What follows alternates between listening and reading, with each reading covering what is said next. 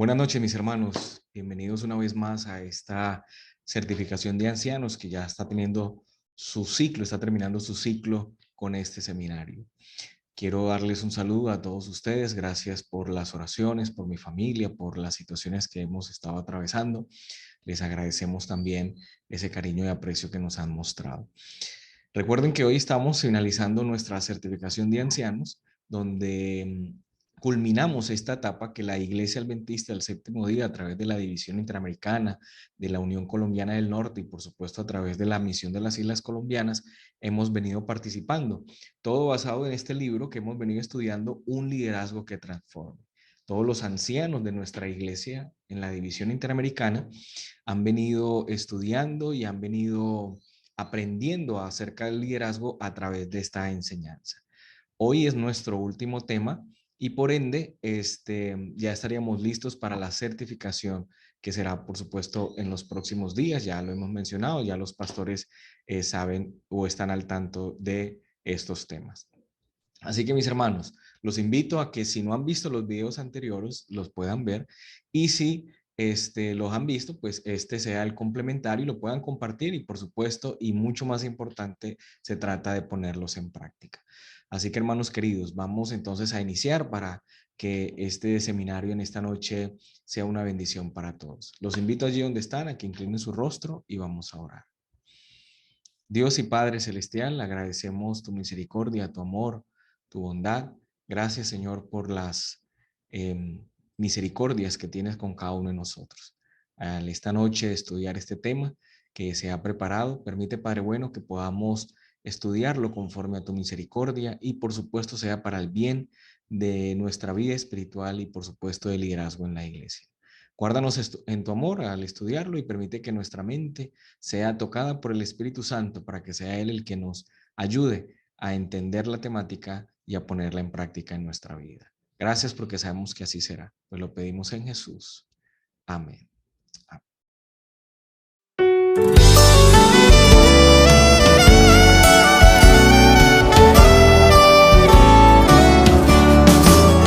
We have been called to follow Christ. We are to preach, we are to teach, we are to fight. So where you lead me, I will go.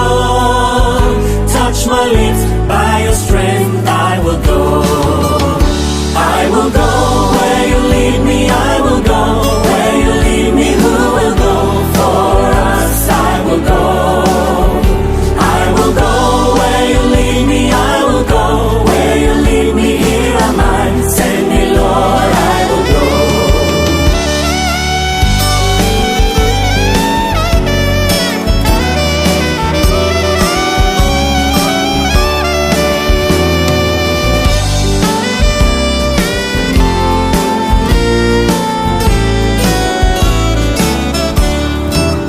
Because my eyes have seen the King, I must tell all the world, worship Him.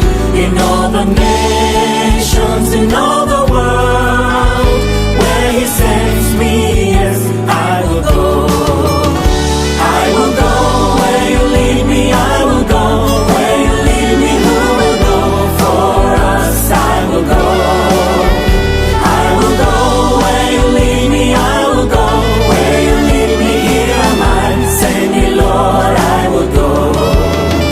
I will go, I will go. Who will go? For us I will go. I will go, I will go. Here am I. Send me, Lord, I will go.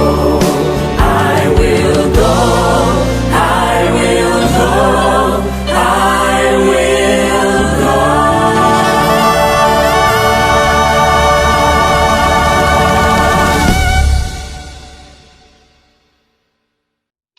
El capítulo que vamos a estudiar hoy, mis hermanos, está, como les decía, mencionado en el último capítulo que hemos venido estudiando de este libro escrito por el pastor Josnay Rodríguez, de Un liderazgo que transforme. Es el capítulo o es el libro que hemos venido estudiando en toda la división interamericana. El capítulo que vamos a ver hoy es el capítulo 12 donde se titula Soy un líder que transforma, y este fue resumido por nuestro pastor Daniel Isera. Iniciamos con una pregunta: ¿qué buscas en tu liderazgo? ¿Realmente tú qué buscas al ser líder de iglesia? ¿Verdad? ¿Qué buscas en tu liderazgo? Todos somos líderes en algún ambiente. En casa, por ejemplo, hay un líder, o somos líderes, o en el trabajo, o en la iglesia, o en algún ambiente. La gran comisión evangélica, la gran comisión de la misión que el Señor nos ha encomendado, ha sido el tema de este libro y su interpretación, comprensión y aplicación con el propósito dominante de cada uno de los capítulos. No solo hemos demostrado su importancia crucial y la pertinencia imperiosa para nuestra iglesia contemporánea, sino que hemos puesto de manifiesto el impacto que debe tener en la visión de nuestro liderazgo, si esperamos que nuestra iglesia cumpla el mandato de la misión por completo. ¿Qué esperas de tu liderazgo? Es una pregunta que se inició en el primer capítulo del libro y que todavía nos podemos hacer. Como ya hemos visto en el capítulo anterior y en los otros capítulos, la Gran Comisión no solo afecta el perfil del miembro, sino también impacta la manera en que funcionamos como iglesia y la forma en que ejercemos nuestro liderazgo, ¿verdad? El hecho de ser líderes no solo afecta a nosotros como personas, sino que afecta a la iglesia misma y por ende a nuestros hermanos. Aquí tenemos la Gran Comisión, ¿verdad? En el centro, allí está la Gran Comisión y tenemos el perfil del miembro de la iglesia que debe estar enfocado o articulado con esa Gran Comisión. También debe estar enfocado el perfil de la iglesia o conectado a esa gran comisión y el perfil del líder en la iglesia en esa gran comisión. Entonces, fíjese que el centro de todo esto es la gran comisión, cómo llegar a otros con el mensaje que el Señor nos ha colocado.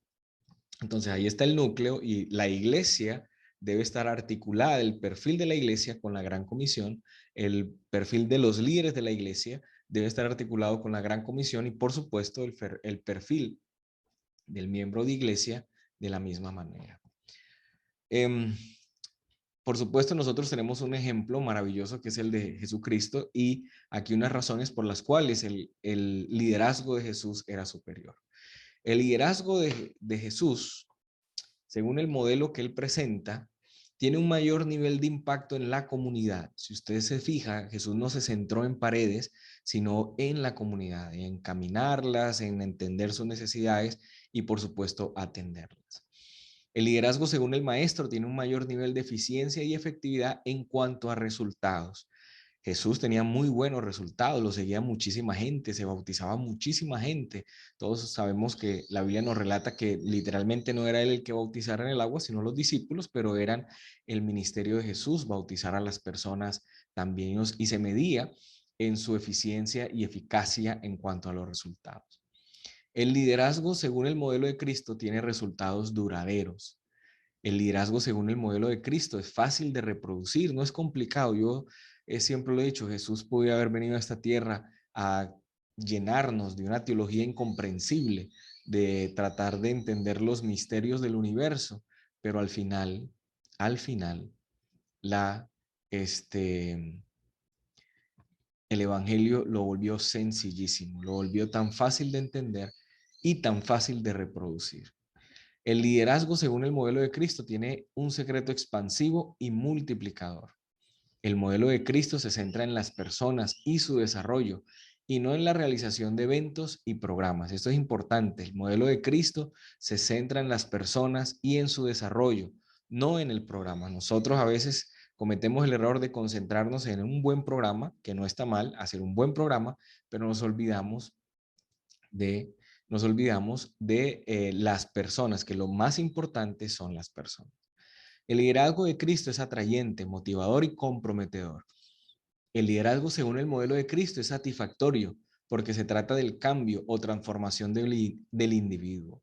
El estilo de liderazgo de Cristo busca un desarrollo integral del miembro de la iglesia. Finalmente, y quizá lo más importante, fue el método de Jesús que Jesús usó mientras estuvo en la tierra. Entonces, entender el liderazgo de Jesucristo nos va a ayudar a entender cuál es nuestro liderazgo, cómo debería ser nuestro liderazgo en la iglesia de hoy. Aquí vamos a ver algunas funciones esenciales del liderazgo eclesiástico de iglesia. Vamos a ver esas funciones que debe tener el liderazgo, ¿verdad? Entonces vemos aquí varios aspectos que son importantes. Tenemos un liderazgo que podemos llamar liderazgo pastoral, no porque lo haga el pastor, sino porque tiene un propósito pastoral, que es diferente. La gente a veces confunde el liderazgo pastoral o la visitación pastoral porque la hace el pastor. No, es porque tiene un propósito pastoral, un propósito de encaminar, de liderar. Entonces, tenemos el liderazgo y tenemos algunos aspectos alrededor: la administración, el pastoreo, la enseñanza y la predicación. Son los pilares, son las columnas en las cuales se basa un liderazgo servidor o un liderazgo pastoral en la iglesia: la predicación, la administración, la enseñanza y el pastoreo. Y aquí empieza el debate importante: ¿cuál de los cuatro es más importante? ¿Qué es más importante? ¿Predicar, enseñar, pastorear o administrar? Porque alguno dirá, bueno, administrar, pero ¿qué administras? Administras lo que la predicación y la enseñanza del pastoreo han conseguido. ¿Qué pastoreo? ¿Qué pastoreas si la predicación y la enseñanza y la administración no sostienen? ¿Qué enseñas si no es a través de la predicación, del pastoreo y que por supuesto necesitas una administración? Entonces empezamos a ver que los pilares en los cuales está basado el liderazgo tienen un fundamento igualitario, aunque ahorita vamos a ver por supuesto en qué nos podemos enfocar tal vez un poco más. Pero todo es necesario, todo es necesario. La predicación es necesaria, la enseñanza es necesaria, el pastoreo es necesario, la administración es fundamental. ¿Qué es? Vamos a ver cada uno. La administración es la responsabilidad que principalmente tiene que ver con la toma de decisiones y de acciones que permiten el uso de los recursos y las normas de las prácticas de la congregación, así como sus ceremonias o eventos. Eso es la administración, según esta definición. En otras maneras, pues alguien tiene que administrar los recursos y las normas que la iglesia tiene en este momento, ¿verdad? Tenemos en segundo aspecto la predicación, que es la función de anunciar el mensaje de Dios, es la acción querigmática de proclamación del líder con el fin de presentar las buenas nuevas de Dios en un contexto de la invitación del reino de la gracia y de gloria. Creo que la predicación se explica sola, es la función de anunciar el mensaje de Dios como tal. ¿Qué es pastorear? Se refiere al cuidado personal y general de la congregación, la visitación, la atención de las necesidades, el ministrar por la oración, la palabra de Dios, el toque y la presencia. Warren Wiersbe escribió: cuando un hombre tiene corazón de pastor, ama las ovejas y las sirve porque quiere hacerlo y no porque está obligado a hacerlo. El pastoreo ya tiene que ver entonces con el cuidado propio de la grey, de la congregación, de atender sus necesidades. De hecho, alguien nos decía que un líder de iglesia tiene el privilegio de estar en los momentos felices y en los momentos tristes de una familia. Cuando nace un bebé es un momento alegre, cuando muere un familiar es un momento triste, cuando hay un matrimonio, cuando hay una enfermedad. Todos esos momentos, el líder de la iglesia está presente y eso crea un vínculo muy importante con la figura de allí de quien está ejerciendo el liderazgo o está ejerciendo esta función de pastorear, porque es el cuidado personal y general de la congregación. Y tenemos la enseñanza. La enseñanza es la afirmación y desarrollo en el conocimiento de la doctrina y la edificación y el perfeccionamiento de los santos para la obra del ministerio. Este fue el ministerio de Cristo con sus discípulos. Señor, enséñanos a orar como también Juan enseñó a sus discípulos. Es la afirmación y desarrollo en el conocimiento de la doctrina y la edificación y perfeccionamiento de los santos para la obra del ministerio. Esa es la enseñanza. Ahora, ¿cuál de los cuatro es más importante? Lo que decíamos al principio, todas son importantes, pero tenemos que trabajar en todas, por supuesto, pero no todos somos buenos en todas. Tenemos dones y talentos que nos van a permitir desarrollarnos y de pronto desarrollar más alguno de estos aspectos. Digamos, ahí ya nos toca a cada uno de nosotros analizarnos, mirar dónde somos más fuertes, dónde somos más débiles y entonces poder trabajar. Todas son importantes, por supuesto, pero seguramente tenemos algún don más predominante en una que en otra. ¿Cuál debería ser la proporción apropiada de la distribución del tiempo de liderazgo? Y esta pregunta es importante porque la respuesta es maravillosa. Entonces vamos a ver aquí cuál debería ser la proporción apropiada de distribución de tiempo en el liderazgo entre esos aspectos, ¿verdad? George Barna realizó una de las conocidas investigaciones con relación a discipulado y resulta iluminadora la forma como él define la prioridad en el ministerio de Cristo, en particular en el contexto de una iglesia que hace discípulos. En este sentido, Barna señala que cuando Jesús comenzó su ministerio público, ¿cuál fue su elección de prioridades? Su principal prioridad era reclutar y entrenar discípulos. ¿Eso parece ideal o idealista? Creo que es ideal y realista, basado en la experiencia de las iglesias que hacen discípulos, ¿verdad? Es una pregunta, ¿no? ¿Cuál fue su elección de prioridades? Su principal prioridad era reclutar y entrenar discípulos. ¿Eso parece ideal o idealista? Es ideal y realista, basado en la experiencia que las iglesias que hacen discípulos. ¿Cuál fue el énfasis del ministerio de Jesús? ¿Se han preguntado eso? No, sanar, no bautizar, aunque no era muy visible lo del bautismo, pero era real. Bueno, según Barna, la enseñanza de los discípulos ocupó un lugar preponderante en su liderazgo. La escritura presenta a Cristo centrado en la enseñanza y resalta que sus seguidores lo llamaban maestro. Fíjense, mis hermanos queridos, que el propósito de Jesús era enseñar. Y así nosotros debemos también concentrar nuestros esfuerzos en la enseñanza, sin desconocer, por supuesto, lo otro. Miren lo que dice Elena de White al respecto. Nuestros ministros, hablando ya de liderazgo en la iglesia, deben llegar a ser tanto educadores como predicadores. Deben enseñarles a las personas a no depender de ellos, sino de Cristo. El ministro el ministro que predica 2 horas cuando no debe pasarse de una, serviría mucho mejor a la causa de Dios dedicando esa hora extra en el estudio serio y cuidadoso para aprender cómo dirigir a otros y enseñarles a trabajar. Miren qué importante eso, no predicar 2 horas, sino una sola hora. Más adelante, 5 años más tarde, ella dice lo siguiente: la obra del ministro representada por las 7 estrellas es un trabajo sublime y sagrado. Cuando él da cabida a la idea de que su trabajo es solo sermonear, pasa por alto y es seguro que se cuide el trabajo que depende del pastor del rebaño.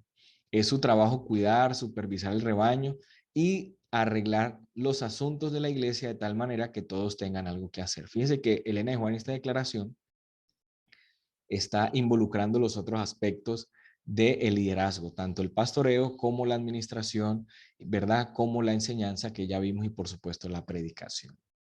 Sigamos. Los miembros de la iglesia, entrenados para depender de la predicación, hacen muy poco por Cristo, hermanos queridos. Los miembros de iglesia, entrenados para depender de la predicación, hacen muy poco por Cristo. No llevan frutos, sino crecen en egoísmo e infidelidad. Ponen su esperanza en el predicador, confiando en sus esfuerzos para mantener para mantener viva su débil fe. No llevan frutos, sino crecen en egoísmo e infidelidad. Ponen su esperanza en el predicador, confiando en sus esfuerzos para mantener viva su débil fe. Y eso no está bien, colocar nuestra confianza en una persona. No debería ser así.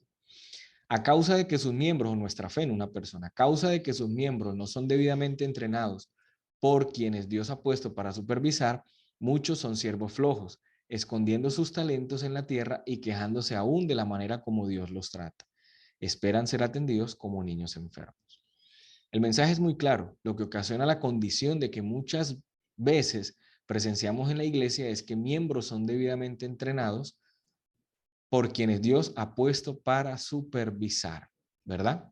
Ahí estamos. Pero ¿qué diferencia resulta la visión del ministerio cuando lo analizamos desde la perspectiva de la Gran Comisión? Como resultado, todo cambia. No solamente debemos ser miembros de manera diferente y a la iglesia, ver al miembro de manera diferente y a la iglesia con otra perspectiva, sino que el liderazgo requiere un cambio de paradigma en el cual la enseñanza debe ocupar un lugar central en la responsabilidad. Si quisiéramos verlo de esta manera, la base de todo es la enseñanza, porque de la enseñanza viene el pastoreo la predicación y por supuesto la administración, que es importante. La enseñanza debe ocupar el lugar principal, luego pastorear, predicar y entonces administrar. Diferencias de perspectiva. ¿Cómo debe trabajar entonces el líder?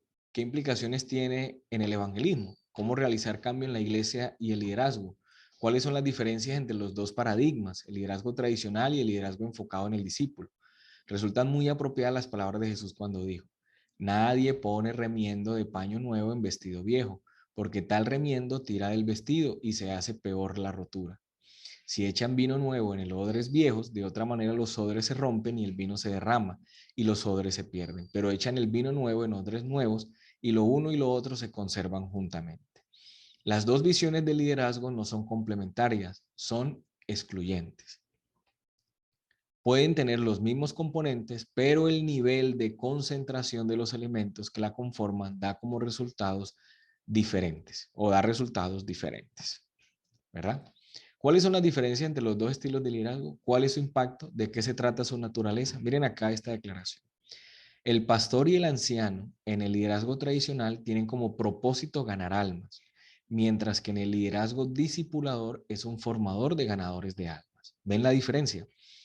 En el liderazgo tradicional, el pastor, los ancianos de iglesia se preocupan ellos por ellos ganar almas, mientras que en el liderazgo discipulador, el pastor, el anciano, el líder de la iglesia se preocupa por ser un formador de ganadores de alma, es decir, entrenar personas que después vayan a ganar almas. Entonces ya no son ellos solos, sino son ellos más otros ganando almas. Y esa es la gran diferencia del liderazgo que nosotros debemos presentar en la iglesia.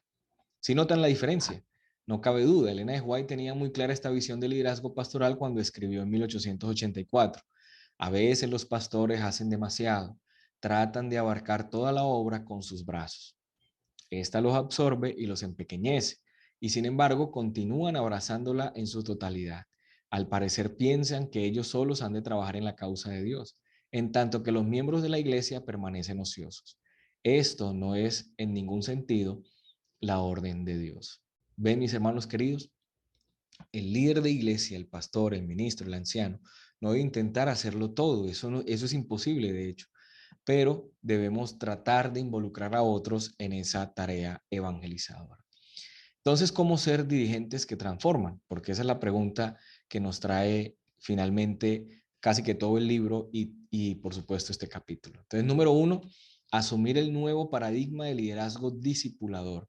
O sea, ya no pensar en ser el que yo hago, sino en cómo yo enseño, que es diferente. Asumir el nuevo paradigma que significa un buen pastor, anciano, dirigente. En el antiguo paradigma, el mejor pastor era quien podía ganar almas. Ahora, bajo el paradigma de la Gran Comisión, el buen pastor es el que forma más ganadores de almas. Y por supuesto, asimismo los líderes. La iglesia está a la espera de que el pastor o anciano asuma esta nueva visión de liderazgo. Elena de White afirmó, si se diera la instrucción adecuada, si se siguieran los métodos debidos, cada miembro de iglesia haría su obra como miembro del cuerpo. Habría obra misionera cristiana, si tan solo siguiéramos este modelo. Organice su iglesia para el discipulado. Eso es importante. No, en el mundo en el que vivimos, hermanos, tenemos que luchar contra una situación. Muchos de los miembros de la iglesia que tenemos hoy día en la iglesia vienen de denominaciones anteriores, donde el liderazgo se centra en el clero, en el pastor, en el sacerdote, en el cura, en el reverendo, en el rabino. Entonces, cuando llegan a nuestro evangelio, llegan a nuestra iglesia, traen eso marcado, que ellos son miembros de sentarse, de escuchar un sermón y de irse. Pero resulta que el evangelio nuestro es diferente, es distinto. Este evangelio diferente y distinto nos pide que organicemos a la iglesia para el discipulado. Número 3, ejerza su liderazgo con las personas bajo su responsabilidad directa. Recuerde que el gran secreto del liderazgo es que crea una reacción en cadena porque descansa en un principio importante, el de modelaje. Los dirigentes de su iglesia solo podrán hacer lo que usted personalmente les muestre, ni siquiera lo que les diga, sino lo que usted les muestre finalmente. Realice reuniones regulares de formación con los dirigentes. Estas reuniones tienen el propósito de formar y de empoderar el liderazgo. El objetivo es que estas reuniones se conviertan en un modelo que los líderes tomarán y reproducirán con las mismas. Hermanos queridos, si vamos a formar discípulos es porque yo me voy a convertir en un maestro y eso es importante entenderlo. Los ministros deben tomar a los oficiales y a los miembros de iglesia bajo su tutela, enseñarles cómo trabajar para el maestro. Así el ministro no tendrá que hacer todos los trabajos él mismo y a la vez la iglesia recibirá mayor beneficio que si él se pone a hacer todo el trabajo. impidiendo que los miembros de la iglesia hagan la parte que el Señor les designó. Importante declaración esta. Recuerde que su objetivo es que aquellos aprendan a hacer lo que usted ha hecho con ellos. En consecuencia, luego que usted los instruye en una reunión de formación, debe enviarlos a reproducir la experiencia con otros. Eso es importantísimo, mis hermanos, que quien recibe estas capacitaciones, como los ancianos en este caso, ahora nos ayuden a replicar estos seminarios, estas enseñanzas en la feligresía. Esa es la manera como está estipulado en el liderazgo discipulador. Motive a cada dirigente a formar un aprendiz. El discipulado es un estilo de vida, no un programa. El gran derramamiento del Espíritu de Dios que ha de alumbrar toda la tierra con su gloria no sobrevendrá hasta que tengamos un pueblo esclarecido, que sepa por experiencia lo que significa ser colaboradores juntamente con Dios. Cuando tengamos una consagración completa y sincera al servicio de Cristo, Dios reconocerá el hecho derramando su Espíritu sin medida, pero esto no ocurrirá mientras la parte más grande de la iglesia no trabaja juntamente con Dios. Mis hermanos, y quiero que tengamos presente esto. Si yo estoy formando discípulos, es porque yo me estoy convirtiendo en un maestro. Y eso es importante entenderlo, porque la gente a veces le dice a uno, o yo le pregunto a la gente, bueno, ¿estás haciendo discípulos? Sí, ¿discípulos de quién? Inicialmente son, y todos responden de Jesús, de Cristo, claro, pero también son tuyos, porque tú eres el líder que está formando a esos nuevos discípulos o a esos nuevos ganadores de almas. Asimismo, yo te hago la pregunta, ¿quién es tu maestro? Porque tú debes tener un maestro. Así como tú estás formando discípulos y te convierte en un maestro, tú eres un discípulo que tiene un maestro.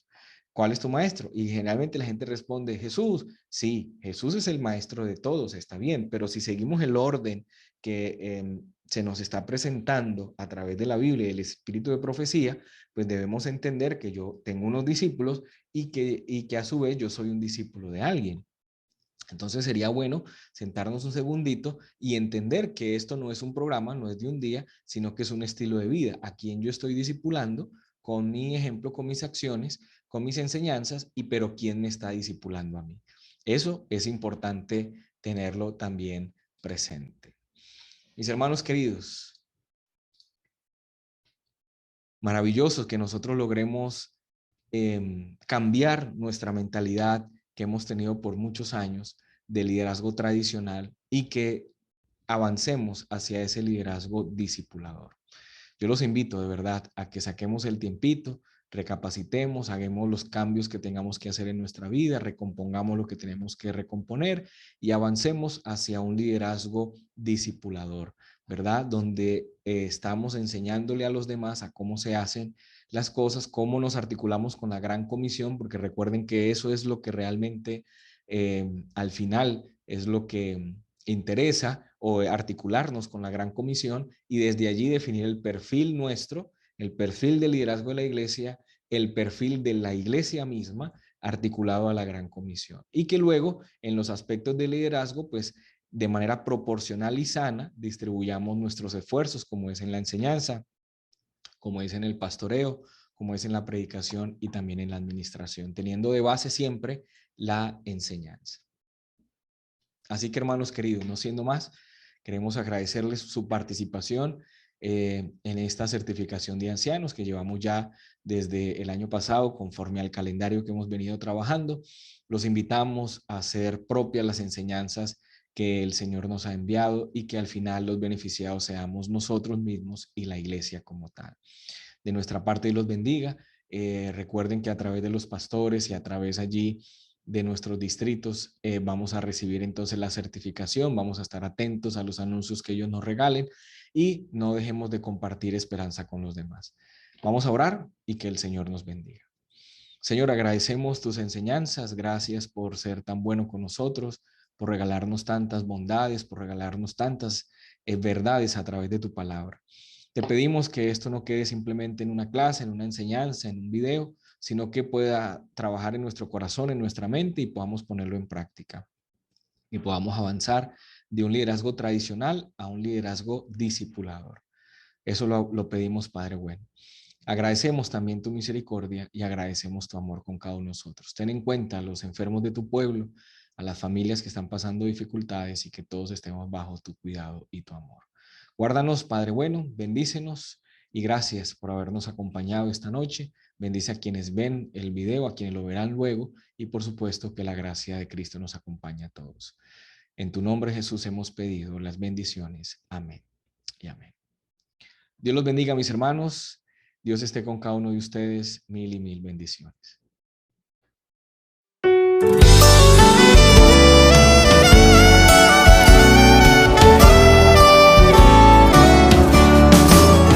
Es un llamado a servir, a predicar y a enseñar para salvar. Donde tú quieras yo iré, por tu gracia y poder yo iré.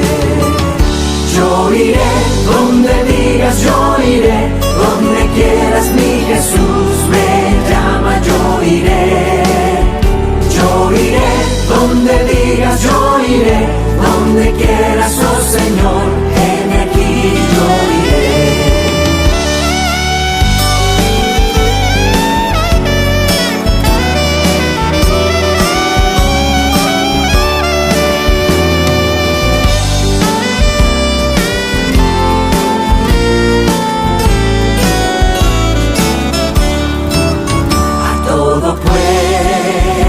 Y nación, le diré que Jesús es el Rey, que solo a Él hay que adorar.